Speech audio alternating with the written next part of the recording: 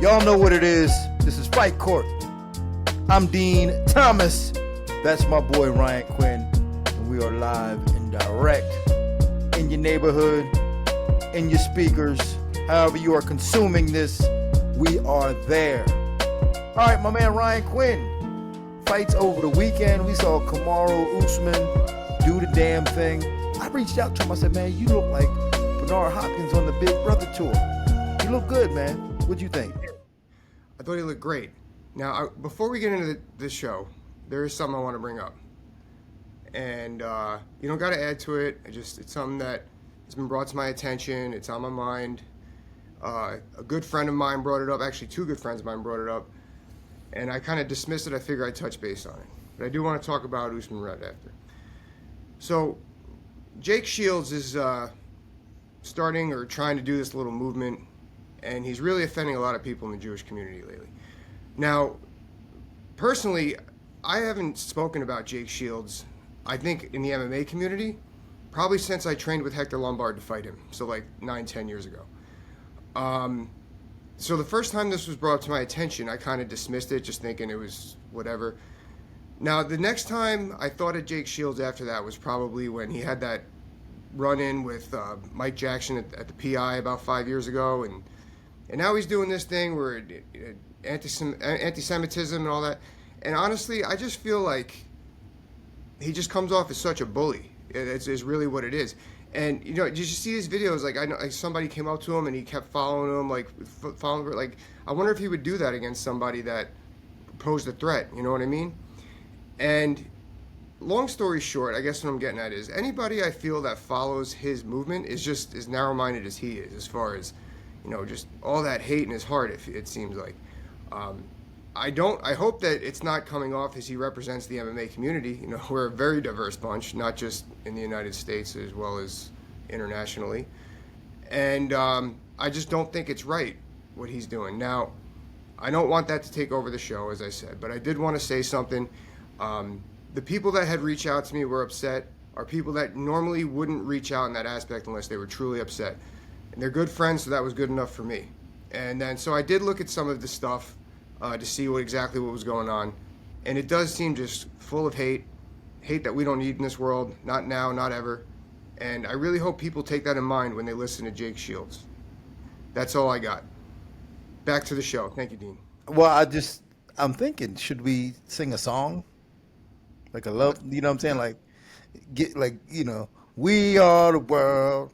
Yeah, well, everyone should be singing that song and Return of the Mac. No, but no, I agree with you on your message. I mean, hate is never a good thing. So, listen, people, be positive. You know what I'm saying? Yeah. Learn to love one another. And if you can't love somebody, respect them. And if you can't respect them, just ignore them. Leave them alone. You know what I'm saying?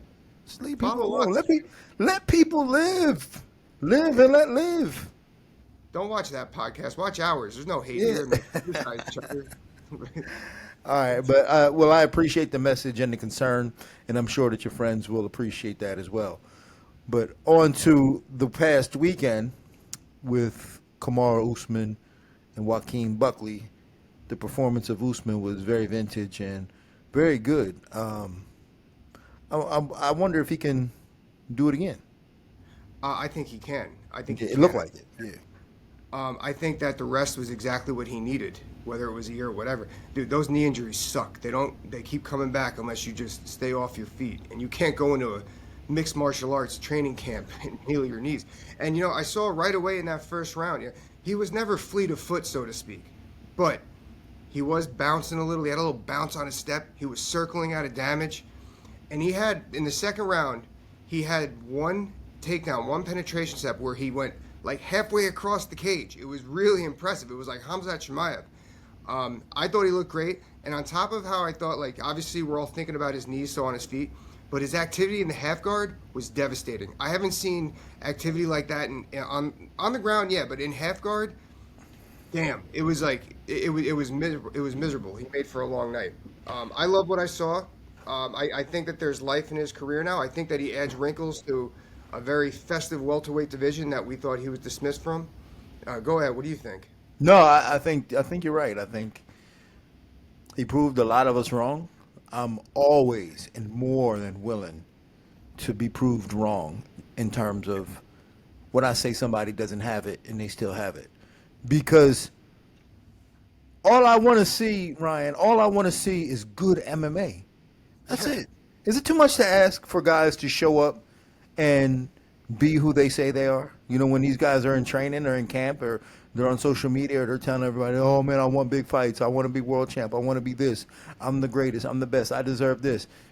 If that's what you say, is it too much for me to ask for you to show up and do that?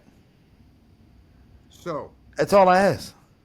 he did say something after that I was like, oh, why'd you say that? He said something like, oh, if I don't get a title fight, I'm just gonna keep riding people out until I look, and then I'll be exciting again. I was like, come on, man, you look good. Just keep it there. You know, like, Well,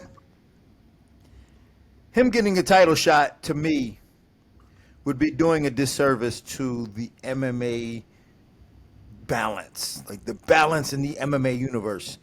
yep. In order to have balance in the MMA universe currently, based on what Kamaru Usman has just done, okay, yeah, I understand him lobbying for a title shot because he destroyed a guy who was supposed to beat him. Like, he was the underdog. Like, Joaquin Buckley was supposed to beat him, and he handed him his ass. He handed Joaquin Buckley his ass. So I understand him saying, yeah, let me get a title shot. But to restore balance in the MMA universe, we need to see the Kamaru Usman Bilal Muhammad fight. Absolutely. That's Absolutely. the fight. That's the Yep. one that we need. Oh, there's going to be, before the end of the year, there's going to be some mega card, because that is a wonderful co-main event. And now there's shaping up to be some really good title fights coming down the pipe between the bantamweight division and both the men and the women. That's the fight to make. That's the fight to make. That's going to co-main something that's going to be. And don't piss us off and put it in the Apex. You know, I love the Apex, but that's not an Apex fight. Now that, they won't do that in the Apex. But it's definitely going to be a great fight. If they make the fight happen. I can't imagine them not making it happen. I can't imagine a world in which Kamaru Usman gets a title shot versus like Jack Della Maddalena. Like, imagine for whatever reason Islam doesn't get the shot and then they insert somebody else. Like, I can't imagine a world where that happen. I mean, and to be fair, Usman, you've gotten a lot of, in terms of fighting title fights in which you got a little help along the way. Like, you fought Colby twice and you fought Masvidal twice. Yeah. So give us one back, right? You know what I'm saying? Like, give us one. The welterweight division is too stacked right now to throw him up there. Like, we haven't even mentioned Sean Brady yet. Oh yeah, no, and that's my dog. Yeah, I know. And like, I was actually if you were to ask me a week ago, which I guess we kind of already did, I was already looking past this fight, and maybe it was like, if Joaquin or Sean doesn't get a title fight, they're gonna fight each other. But I think that Usman and Bilal is the way to go. And I think they both need that fight too. I think that fight puts them back in title contention.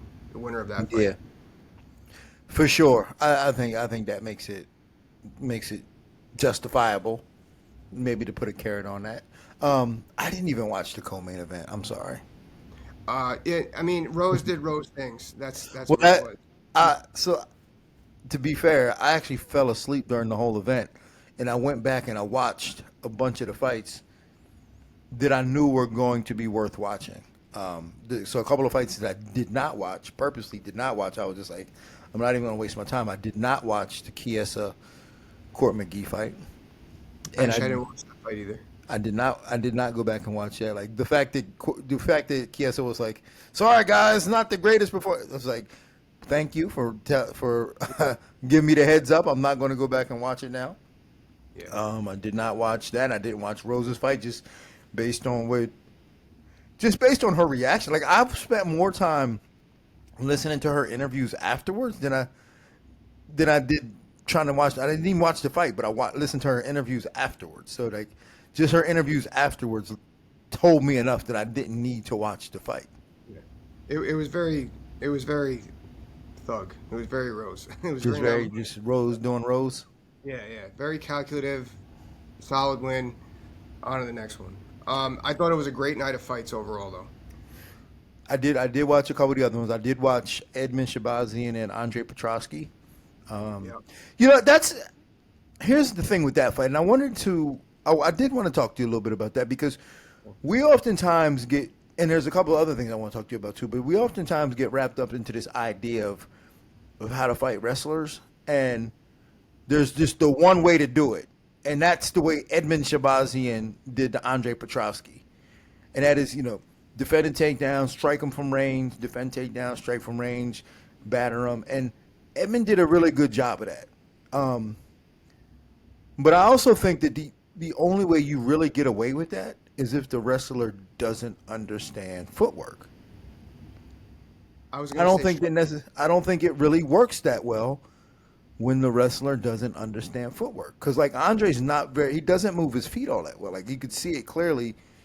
And he'd never had, I remember watching him when he got off of The Ultimate Fighter, and I was thinking, like, man, if he just moved his feet better when he punched and understood in and out movement, he never really got it down, which is why I think it made it easier for Edmund Shabazian to really fight that style of fight. But and it's not necessarily such a testament to what Edmund did. It's just he had help because Andre just doesn't move his feet all that well. Right. Now, sitting target, basically is what you said. Like that's the way to do it. Now, another way that I know I had issues with was, that's why I think boxing over kickboxing is so much more important for wrestlers, for the footwork and head movement, not just the striking. But also in that aspect, you could even take down a wrestler because their feet are cemented where they're at. And you start throwing those punches, you're not going to get that boxing catch, slip. You're going to get this. And if the hands are up here, whoop, shoot. Wide open, you shoot. And you could choose some clock, win that way. But no, I absolutely agree with you. And and you could tell in the first round too, especially in fights like that, they know he's not moving. He's standing there. I could do this all night. I could breathe. Just, that's just the way it rolls. That's why it's so important for wrestlers to learn boxing, just for that. Or even just play around with shadow boxing. Just something. Just don't catch yourself crossing your feet. Yeah. All right, so the other thing I wanted to talk about, and we saw this, I saw it with Usman and Joaquin, and then we also saw this with Cameron Smotherman and Ricky Simone. And this is because we have such a bias toward wrestling. It's like this insane bias toward wrestling. It is almost acceptable and okay to get ridden out. Like as long as you're trying to stand back up. Yeah, that's terrible. Yeah, but that's really and even Ricky Simon's. I felt that his takedown attempts, even though obviously he landed them pretty great, like I thought that Smotherman really underperformed, or he either didn't train correctly, because Ricky was shooting. He was doing. I always talk about this. This is why I'm so high on Lerone Murphy, because he could box and wrestle, not box then wrestle. There were so many times, you go back and watch, Ricky was throwing punches, pausing for a second, and doing those monster arms, as I call them. Mm-hmm. And against somebody that's moving, similar to what we just talked about, you're going to see that, and you're going to stuff those takedowns, or you're going to start striking on your own, because he's not looking to exchange. He's just looking to cookie cutter set up here. And on top, like Smotherman, he's got some junk in the trunk there, so he's going to have some built-in takedown defense if he could just stay moving like that. There was a couple times too where Ricky kind of missed and he had to jack him up against the fence. Mm-hmm. I don't think that. I think with the proper training camp, I think Smotherman could win that fight. I think. All right. So, but my point is this. All right, we never look at that and go and say and are really negative towards those guys. Like we never look at those guys and go, yo, he can't get back. Like he couldn't get back to his feet, or he's terrible at that. We always just say, oh, that's just the game, right? That's just the game. Yeah. But if it was the other way around, like if Cameron Smotherman went in his guard and was trying to be offensive in his guard, we would be all over his shit. Like, what is he doing trying to do jiu-jitsu? Like it's almost as if we only give Charles Oliveira the pass to use jiu-jitsu and MMA. And that, to me, is an incredible, stupid bias. And I kind of get it because MMA people's jiu-jitsu stinks. But But what it's doing is it's not allowing jiu-jitsu to evolve in MMA because no one is really going that route to make their jiu-jitsu better so that when they do get taken down, they have an offensive guard where they can be offensive, where they can throw up threats and can be dangerous.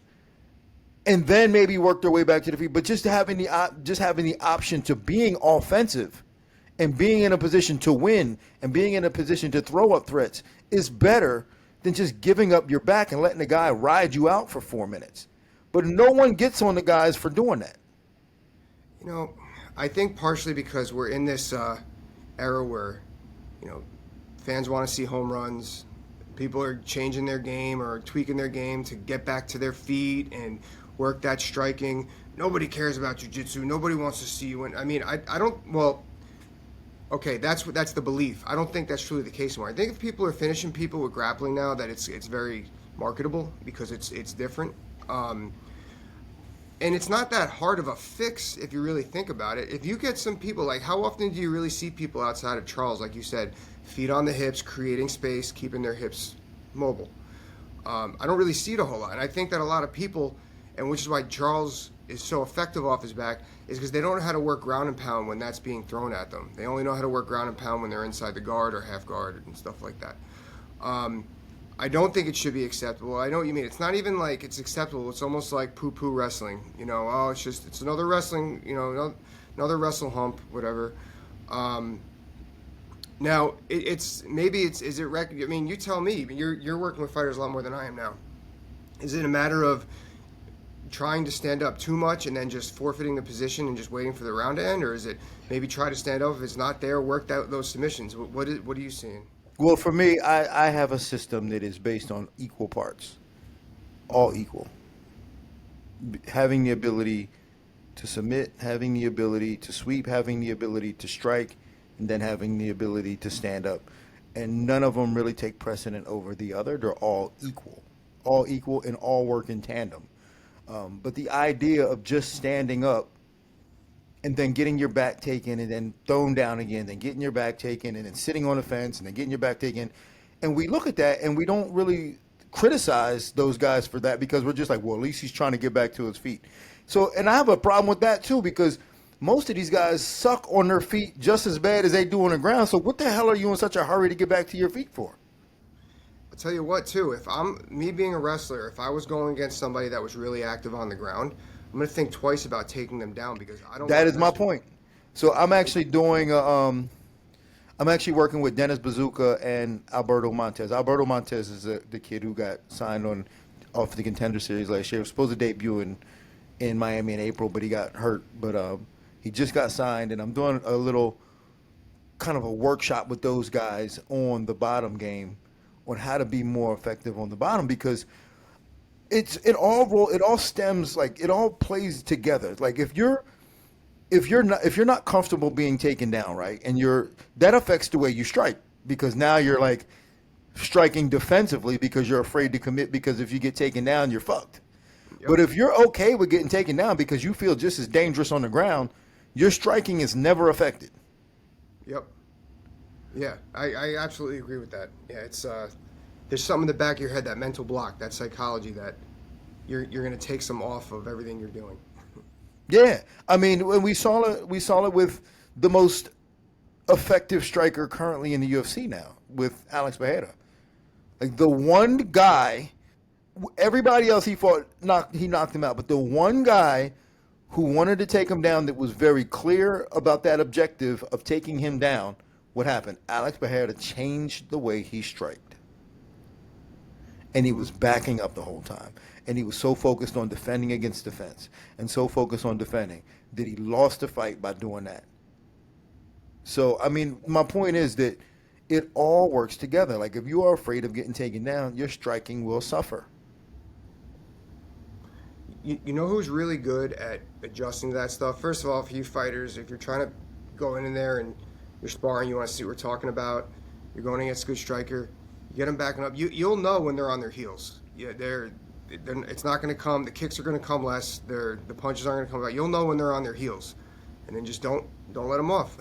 That's what happens there. Then you use your lateral footwork. Me, I was never fleet-footed. I had to use my lateral footwork in order to get people to do that.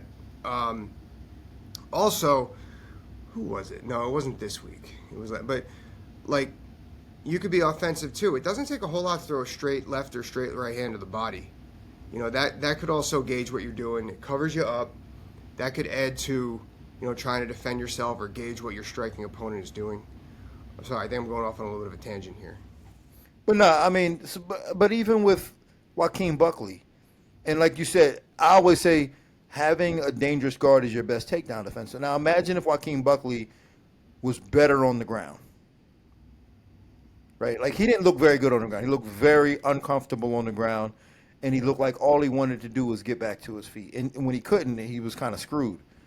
But imagine if he had like a really dangerous guillotine, and his guard was active, in which he was using both his legs and his arms to defend himself, and not just holding and trying to push away, but just being extremely just this extensive, sophisticated guard. And it don't even have to be all that sophisticated, but just something a little bit more than what it was.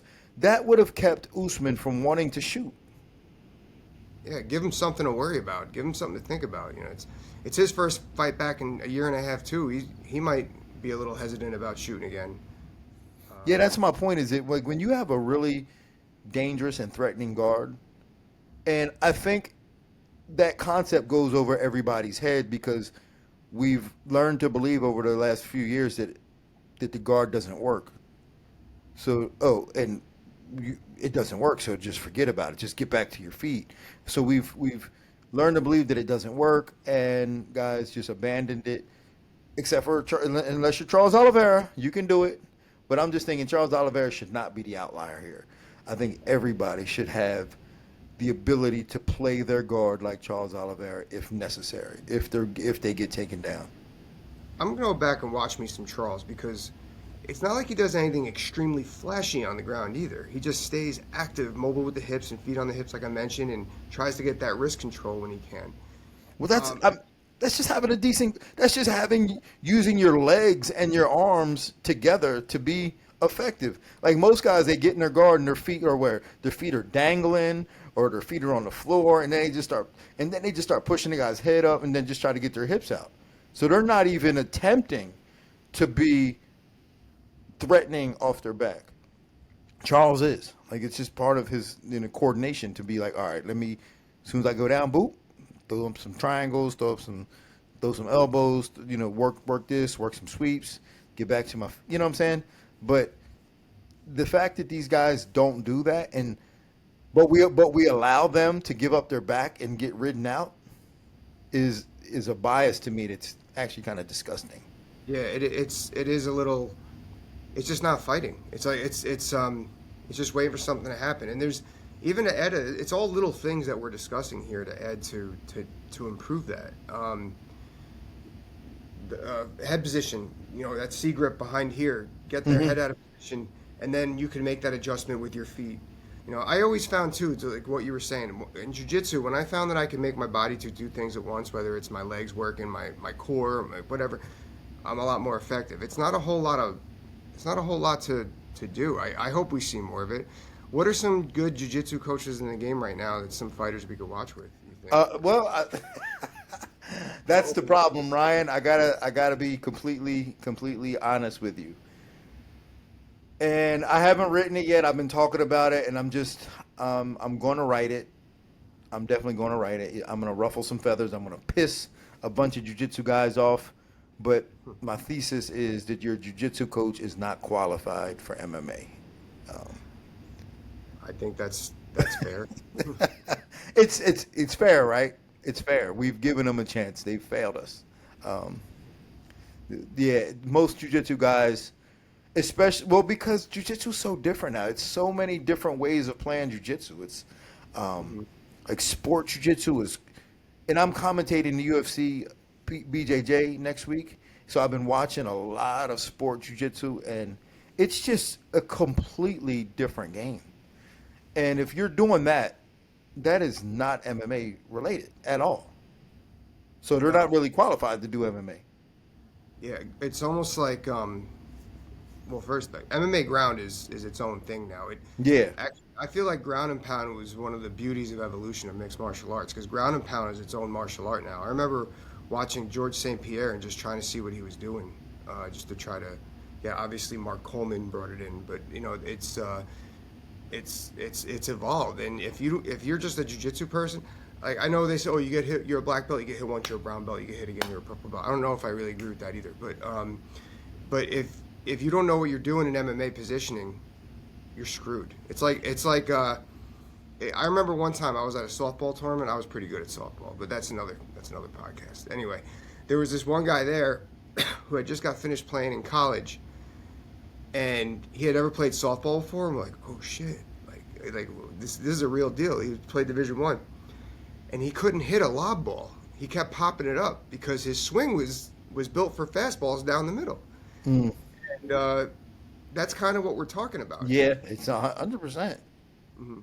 No, what you just said, I always used to address that when I do seminars. I go, and I would always refer back to that. Yeah, but then I'd say, but what if I'm a black belt and I punch you? Would that make you?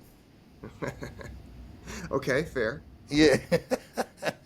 You know what I'm saying? I don't know. I'm obsessed with MMA and jiu-jitsu and how to blend it together better and to make it better.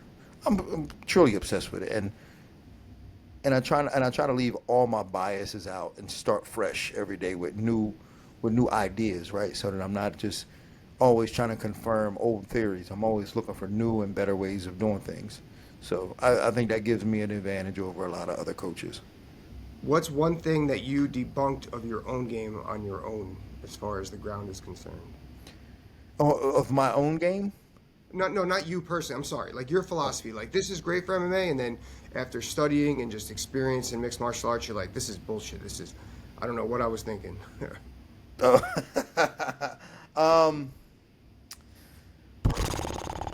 Let me think. I could tell you, mine was omoplatas. I was like, people extend themselves trying to punch. I can get out, just get the underhook, get here, and then people learn to underhook and just kill the position real fast, and then I'm right back to square one. Yeah. I'm flat on my back. Well, yeah. So I mean, for sure, because and this is why I think I went so deep into the weeds and trying to develop and make jiu-jitsu better for MMA was because I've always considered myself a jiu-jitsu guy, and no matter what I did at Top Team, they never wanted to give me credit for that. So they were always like, and even to this day, Alex Davis will be like, I can't believe you pulled guard against Kyle Uno. You were a boxer. And he says that to this day. And I'm just like, dude, I thought I was pretty well-rounded at the time and appreciate you for not believing in me. You know what I'm saying? But if there was anything that I can't, but if there are some theories that I can debunk for myself was that back then, I was just trying to submit guys off my back. Like it wasn't a well-rounded bottom game. And I had to learn how to make that work in terms of using strikes and putting them in combinations, like using strikes and using sweeps and stand-ups and then submissions. And when you do it in combination, dude, I'm telling you, I can make anybody just as comfortable and feel just as dangerous off their back as they are on their feet. I dig it. You made me think too of what we said a couple weeks ago, where how nothing trumps the other as far as standing up, submission. Right. That goes back to what we were talking about with feeling that dead inside, that the feeling. Don't just because one move didn't work, don't go to the full reset. To get more basic. The Kimura doesn't work, don't shit the bed. The guillotine's there. If the guillotine doesn't work, sweep. If that doesn't work, go to an underhook and stand up and just flow with it until something sticks. That's why I really like, and it's probably because I'm biased, but I really like watching NCAA wrestling because you'll see double legs to single legs to standing singles to throw bys, and it's not that it's effortless. It's just they're very, very aware on don't dwell because move one didn't work. there's an opening for something else there until you hit it. You know, head inside, or things like that. Even with the defense, that's how scrambling comes. That's how good scrambles come. I love that, and that's yeah. Watching D1, like watching any, like when you take any of the art and its discipline, especially in grappling, especially when they're faster paced. So like watching that D1 because they're what are they 2 minute periods? You know what I'm saying? Whatever it is, 3 minute. Yeah, Yeah, 3-2-2. yeah, and so it's a fast pace. So they're constantly attacking and constantly moving. And when you watch, and I'm going to say certain jiu-jitsu matches, like not always because of the rule sets don't always apply. Yeah. But the way the UFC's doing it is they're scoring it on a 10-point must system. So it's pretty funny. I mean, it's not funny, Wow. but it's pretty fun. Yeah. You know, I've done like super fights like that, how they Yeah. do it at amateur shows where they throw a grappling bout in. Yeah. It is fun. It is fun because it actually promotes submissions. Yeah, and it's a 10-point must system where going for submissions weighs the heaviest. And then but you still get credit for like guard passing and all that good stuff. And I love the rules. I love it. And but just the fact that it's so fast, it's really engaging, and it's cool to watch. And I'm actually pretty excited to be a part of it next week. Are they doing the scoring like Fight Pass Invitational? No, well that's what I'm saying. I think they started it at Fight Pass Invitational. Yeah. They started it there on a couple of events ago, or maybe the last event. But they're continuing. They're rebranding. They changed the name of it. This is UFC BJJ 1, and they got the episodes in the house where they have the teams Mikey Musumeci and Harrison Gabriel. And if you haven't watched it, man, it's pretty good TV. I'm gonna have to watch it. I haven't watched any, but no, actually, I answered my own question. They're not doing it like the Fight Pass Invitational because it's a 10-9 must system. It was always weird the Fight Pass, like they were really pushing offense, and that's great. I know we want to get people watching MMA. I get it, but it was really weird seeing people win fights -3 to -5 because there were so many point deductions or warnings because of lack of activity. So. No, that's cool. How long are the periods? Is it 10-minute rounds? No, 5-minute rounds. It's 3 5-minute rounds. It's 3 5-minute rounds, 10-point must system, and the way they're doing it is they're dropping an episode every day. So tomorrow will be episode 3. So they're dropping an episode every day. So it's almost like binge watching a show. It's actually pretty cool. I recommend, and they're like 25 minutes. I recommend when you're doing something, just have it on in the background because you get to. It's done just like The Ultimate Fighter, but shorter episodes, and they get right to it. And you can grapple every day, so I didn't even think of that. Well, yeah, they have a match. They have a match every day. Yeah, you don't have to worry about healing. So yeah, so I love it. I'm gonna put on while I'm working tomorrow. Yeah, so it's pretty cool. But what else? What else is popping this week, homie? There's a cool main event coming up with Jamahal Hill and why does his name slip me now? Khalil Rountree. Khalil Rountree. I was about to say Joaquin Buckley. I was like, that was last. Yeah. Wrong black guy. Oh God, there it goes. Why didn't you just say Dean Thomas? Because Why didn't you just say Dean Thomas, Jake Shields? I should have just threw a flyer out there and said, who's it? Brock Lesnar. To cover myself. But no, I think that's fun. I think that we got a great jab in Jamahal Hill, but Khalil Rountree, he can go through flames, he can go through fire, and that's going to be very interesting. How much damage could he do when he gets inside that telephone booth? Hey man, there's some other good fights on that card too, yo. Yeah, Kyoji, right? No, Kyoji, he's off the card now. He got hurt. I don't know why he's off the card, but that's unfortunate because he's been out of the UFC for 10 years. He gets a shot back, and now he can't fight. Yeah, that sucks. Yeah, that sucks. No, there is. I was just looking at the card. There is good fights on. Rafael Fiziev and Nacho Bahamondes. Yeah, I think Rafael comes back. I think he wins. You think so? Yeah, Rafael is so solid, man. He's so hard to make mistakes. I think that Justin Gaethje is just, his style is just, the ultimate game of rock, paper, scissors, right? Like, I just think that his paper is going to beat that rock just because the way his striking opens people up. And He's got good footwork, and I think it's just the Achilles heel for Fiziev. But I would put Fiziev against anybody else in the lightweight division. Yeah, no Like, I'm doubt. happy that Dustin didn't have that fight. I'm happy that Dustin didn't have that fight in his last run. You know. Like, Hey, another fight that's going to be a banger is Nassim Sadikov and Nicholas Moda. yeah, it's a good fight, man. Where is it? Is it in Vegas? No, it's Azerbaijan. Oh shit! So it's gonna be on early. Yeah. Yeah, it's on ABC. Oh, they got a gold jacket. Are you gonna be there? No, I'm not going to be there, but you're going to kill me when I tell you this story. Are you? So you obviously are a fan of the gold jackets because you wouldn't just mentioned it. Yeah. But I got a gold jacket a couple years ago. They gave the whole broadcast team gold jackets, and these guys, I mean, they made a big deal out of this. Like the UFC filmed us getting these jackets. It was me, DC, John Anik. I mean, I think but it was a big deal. And we're all taking pictures with these gold jackets, and the ESPN's on it, like the gold jacket. Man, I gave my shit to Michael Chiesa. You just gave it to him? I just gave it to him, man. I was like, dude, this gold jacket means nothing to me. I would have kept the gold jacket. Well, I was just like, it felt like so sentimental and special to everybody. And Michael Chiesa, like when I got my gold jacket, he was like, dude, you're like the luckiest guy in the world, dude. I can't believe you got a gold jacket. And I was like, here, man, you can have. Well, I gave it to him like a couple of months later. Like I ended up taking it home and then was like, yo, man, do you want this jacket, man? I don't give a shit about this damn thing. It's gonna sit in the closet. Well, that's even more than this was a gift from Dean Thomas. It's even more. I think he ended up putting it in an Apple box and like framing it and putting it in his house and shit, you know. So like it's better there than in some box in my storage unit.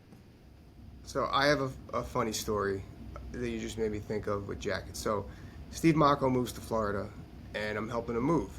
And Steve's like, whatever, like I'm finishing up. He goes, wait. He reaches in his pocket, and he didn't have any money to give him. Like, dude, I don't need any money. I said I hope. He goes, wait, right there. He runs back out. He runs inside, runs back out, and he gave me the warm-up jacket that he wore at the Olympics. No way. Yeah.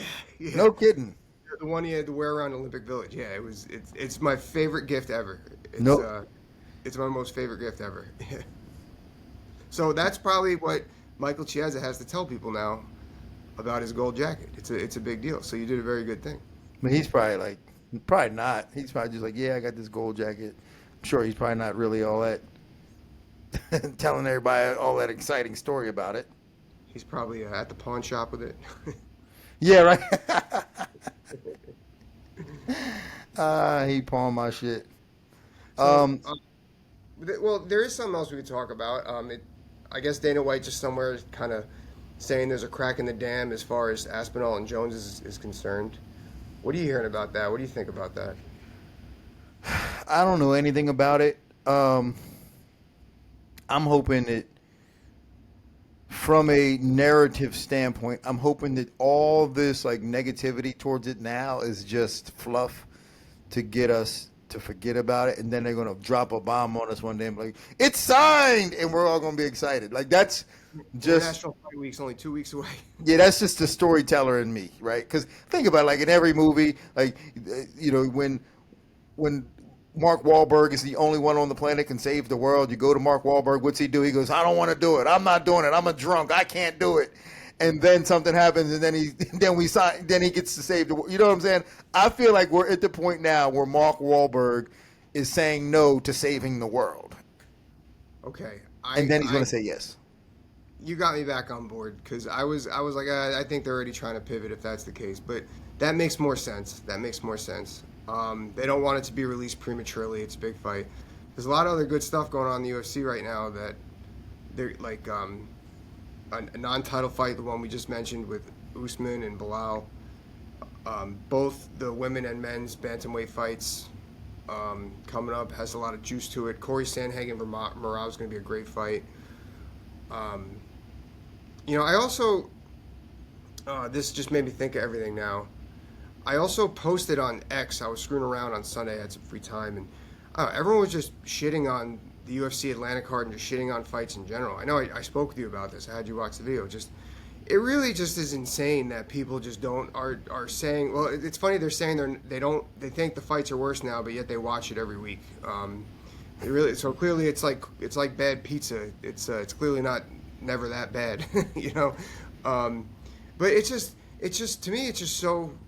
I don't want to shit on the fans, but it is kind of ignorant. You know, try to learn to enjoy what you're watching and why we're fighting this way now. You know, there's game planning, there's implementation.